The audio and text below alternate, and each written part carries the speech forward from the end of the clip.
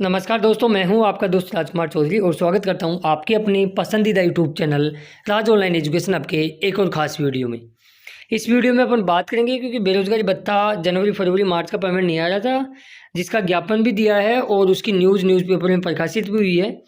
क्या कुछ माजरा है जनवरी फरवरी मार्च पेमेंट के बारे में चर्चा कर रहे हैं। अटेंडेंस सही से अपलोड हुई या नहीं हुई कैसे चेक करें, क्योंकि कई लोगों के ब्लू टिक नहीं आ रहा है। अधिकारी अटेंडेंस अपलोड करने से यदि आपको मना करता है तो ये एक आपको आदेश दिखाता हूँ, ये उनको दिखाना। और अब तक किस ज़िले का बिल पास हुआ है, पेमेंट क्या रहा, किस ज़िले का कहाँ तक का पेमेंट आ गया और किन किन ज़िलों के बिल पास हुए हैं, उसके बारे में हम चर्चा करेंगे अटेंडेंस के बारे में। और ई साइन फेल्ड, इन दिनों में ई साइन फेल्ड अटेंडेंस जब आप अपलोड करते हो तो ई साइन फेल्ड की समस्या ज़्यादा आ रही है, उस पर भी हम डिस्कस करने वाले हैं, तो बने रहिए वीडियो के एंड तक। आगे बढ़ूँ उससे पहले सभी साथियों से रिक्वेस्ट रहेगी कि जो साथी चैनल पर नए हैं या चैनल को अभी तक सब्सक्राइब नहीं किया है जरूर कर ले और नोटिफिकेशन बेल को दबा के और पे क्लिक कर ले, ताकि राजस्थान बेरोजगारी भत्ते से रिगार्डिंग आने वाली हर एक अपडेट सबसे पहले हो और सटीक इन्फॉर्मेशन आप तक मिल सके। तो आप यहाँ देख सकते हो महुआ के अंदर न्यूज़पेपर में कटिंग भी आई है और ज्ञापन भी सौंपा है। बेरोजगारी भत्ता नहीं मिलने पर सौंपा ज्ञापन। महुआ, बेरोजगारी भत्ते के लिए आवेदन करने के बावजूद 4 महीने से राशि नहीं मिलने से युवा परेशान है। शुक्रवार को महुआ तहसीलदार को ज्ञापन सौंपा है। युवाओं ने महिला एवं बाल विकास विभाग पर लापरवाही का आरोप भी लगाया। कहा कि आवेदन समय पर आईडी पोर्टल पर फीड नहीं की जा रहे हैं, मतलब वो मैप नहीं कर रहे हैं। ज्ञापन में बताया कि पात्र बेरोजगार युवा पिछले 4 महीनों से विभाग के चक्कर काट रहे हैं, लेकिन उनके आवेदन लंबित पड़े हैं। पोर्टल पर समय पर प्रविष्टि नहीं होने के कारण, यानी अटेंडेंस अपलोड नहीं होने के कारण पात्र होने के बावजूद उन्हें बेरोजगारी भत्ते का लाभ नहीं मिल पा रहा है। युवाओं ने कहा कि सरकार बेरोजगार को राहत देने के लिए भत्ता दे रही है, लेकिन विभागीय लापरवाही के कारण जरूरतमंद लोग योजना से वंचित किए जा रहे हैं। उन्होंने मांग की कि उच्च अधिकारी को अवगत कराकर महिला एवं बाल विकास विभाग महुआ को लंबित सभी आवेदकों को तुरंत पोर्टल पर मैप करने के निर्देश दिए जाए, साथ ही लापरवाही बरतने वाले कर्मचारी के खिलाफ कार्रवाई की जाए। इस दौरान ये कैंडिडेट वहाँ रहे भी। तो देखो, ऐसा नहीं है, काफ़ी जिलों के अंदर काफ़ी अधिकारी ये कह के बच्चों को टहला रहे हैं या पल्ला झाड़ रहे हैं कि हमारे पास अभी आदेश नहीं आया है, जो कि सरासर गलत है। और यदि आपके साथ भी ऐसी कोई अधिकारी बोलता है आपको कि हमारे पास आदेश नहीं आया है, तो उसके उच्च अधिकारी से आप मिल सकते हो, ज्ञापन दे सकते हो, या फिर जिला कलेक्टर को भी शिकायत कर सकते हो। वहाँ पे भी आपकी बात नहीं बनती तो रोजगार कार्यालय में जाके उस अधिकारी का मोबाइल नंबर लेके जाओ, रोजगार अधिकारी से बात कराओ कि साहब ये अधिकारी हमारी SSOID मैप नहीं कर रहा है। आप इस चीज़ को लापरवाही बिल्कुल ना बरते, वरना आपका भत्ता बंद होगा। अधिकारी का क्या बिगड़ेगा भाई, भत्ता तो आपका बंद होगा। और अधिकारी को भी सोचना चाहिए कि यार तुमको शर्म आनी चाहिए। एक सरकारी पोर्टल पे आपकी खुद की SSOID पे विभाग ने आपको ऐप दिया है, तो कोई मजाक थोड़ी, कोई फर्जी ऐप थोड़ी है वो। काफ़ी जगह उदासीनता बढ़ती जा रही है, लापरवाही अधिकारी कर रहे हैं जो सरासर गलत है। तो अभी आपको मांग इसकी आपको उठानी पड़ेगी। आप बैठे रहोगे कि इनके पास आदेश आएंगे, आदेश आपके पास आ जाएगा बेरोजगारी भत्ता बंद होने का। चीज़ों को समझो यार। कितने दिनों से मैं चिल्ला चिल्ला के आपको बोल रहा हूँ कि आप एक्टिव रहो, जागरूक रहो, आपके भत्ते को बंद होने से बचाओ कम से कम, लेकिन आप लोग लापरवाही कर रहे हो, हाथ पे हाथ धर के बैठे हो कि आदेश आएंगे। इनके पास कुछ नहीं आएगा भैया, आदेश आएगा टेक्स्ट मैसेज आपके पास कि आपका भत्ता बंद हो गया है। चीज़ों को समझो। इसके अलावा जो लोग कर रहे हैं लगातार अटेंडेंस अपलोड भी कर रहे हैं। अब सैंडबैग आ रहे हैं काफ़ी लोगों के पास। सैंडबैग तभी आता है जब ई साइन फेल्ड होता है, पहली चीज़ तो ये। इसके अलावा और कोई रीजंस नहीं है। इसके अलावा एक चीज़ मैं और आपको बता देता हूँ, एक सैंडबैग आता है आप खुद डलवाते हो। खुद कैसे डलाते हो, चलो उसके बारे में हम चर्चा करते हैं। अभी आप देखिए, उप क्षेत्रीय रोजगार कार्यालय दौसा द्वारा एक महत्वपूर्ण सूचना भी जारी की गई है और काफ़ी लोगों की मांग थी कि सर हमारा अधिकारी गलती से एब्सेंट दिनों में पूरे महीने की एब्सेंट लगा दी, अब हम क्या करें, गलती से हो गया।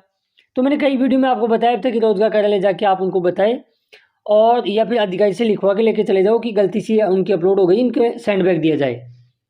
तो ऐसा ही विभाग ने सूचना दी है कि यदि किसी संस्था विभाग कार्यालय द्वारा EEMS 2.0 पोर्टल पर उपस्थिति ऑनलाइन सबमिट करते समय किसी भी प्रकार की इंटर्नशिप अभ्यर्थी की अनुपस्थित दिनों की संख्या त्रुटिवश गलत दर्ज हो गई है, क्योंकि अधिकारी को पता ही नहीं है कि वहाँ लिखना क्या था।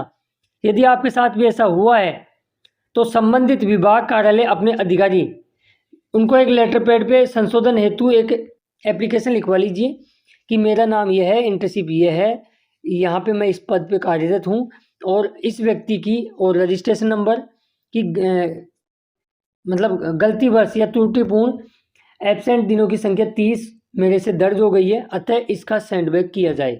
ऐसा करके सील साइन लगा के अधिकारी से एक लेटर पैड लिखवा लीजिए और उसमें अभ्यर्थी का नाम और रजिस्ट्रेशन नंबर जरूर लिखिए और फिर उसमें उल्लेख हो और उसमें संशोधन किए जाना उसमें लिखिए आपकी, इसमें रोल बैक किए जाए, वापस इसमें सेंडबैक दिया जाए। उसे अनुरोध के पश्चात होने के बाद में अभ्यर्थी की अटेंडेंस वापस सेंडबैक प्रक्रिया की जाएगी, जिससे विभाग सही उपस्थिति पुनः सबमिट कर सकेगा। इस चीज़ का आप ध्यान रखें। यदि आपके साथ भी कभी ऐसा होता है तो जिस प्रकार मैंने चीज़ें बताई है वो आपको करना है, ठीक है। ई साइन फेल्ड क्यों होता है? आपने देखा है कभी नीचे एक एरर मैसेज आता है, यदि आपको दिख रहा होगा एरर मैसेज। एरर मैसेज में आप देखिए यहाँ यदि आता है UID number login user and person match नहीं कर रहा है नाम आधार के अनुसार, यदि ऐसा हो, यदि वहाँ नीचे मैसेज आता है कि ई साइन किस वजह से फेल्ड हुआ, आपने गौर नहीं किया होगा। यदि ऐसा आता है तो फिर इसका मतलब 2 रीजन से, या तो आपका अधिकारी आपका आधार लगा रहा है, अधिकारी को खुद का आधार ही लगाना है पहली चीज़। दूसरी चीज़ SSO ID उन्होंने मैप की थी, तब भी जो नाम उन्होंने लिखा था वो आधार के अनुसार सही था क्या, ये चीज़ आपको देखनी है। तो अधिकारी को आप बताएं कि सर आपकी SSO ID आप ओपन करते हो, साइड में आपका नाम सारी चीज़ें आती है, तो वो नाम और आधार का नाम में कुछ मीनिंग का भी डिफरेंस है क्या? यदि है तो अधिकारी को लेटर पैड पे एक फिर से लिखवाना पड़ेगा आपको कि मेरा नाम आधार में ये है, आधार की प्रति लेके आप रोजगार कार्यालय में जाके उनके ठीक करा के आओ, वरना वो नहीं होगा। एक रीज़न ये भी होता है ई साइन फेल्ड होने का कि सर्वर एरर, डॉक्यूमेंट्स फेल्ड ऐसे करके मैसेज आता है, तो इसका मतलब सर्वर एरर है। इसका मतलब तो ये है कि आप दोबारा प्रयास कर सकते हो, लेकिन ये प्रक्रिया लंबी रही तो फिर आपको रोजगार कार्यालय जाना ही पड़ेगा। अभी तक जनवरी के इन 25 जिलों के बिल पास हो रखे हैं, फरवरी के 16 जिलों के बिल पास हो गए हैं और मार्च के इन 12 जिलों के अब तक बिल पास कर दिए गए हैं। ये तो रही बिल पास के बारे में। अब अपन और चीज़ों के बारे में भी बात कर लेते हैं। रही बात पेमेंट की, तो पेमेंट का कुछ इस प्रकार आलम है दोस्तों।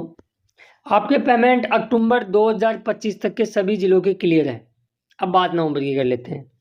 नवंबर के 32 जिलों के पेमेंट क्लियर है, 1 जिले का आना बाकी है। दिसंबर की बात करें तो 31 जिलों के दिसंबर तक के पेमेंट आ गए, 2 जिलों का आना बाकी है, यानी 3 पेमेंट और आएंगे। इसके अलावा जैसे नागौर में OBC का रुका हुआ है दिसंबर का, जयपुर में फीमेल का, कुछ फीमेल का 2 महीने का, तो किसी फीमेल का 1 महीने का पेमेंट रुका हुआ है।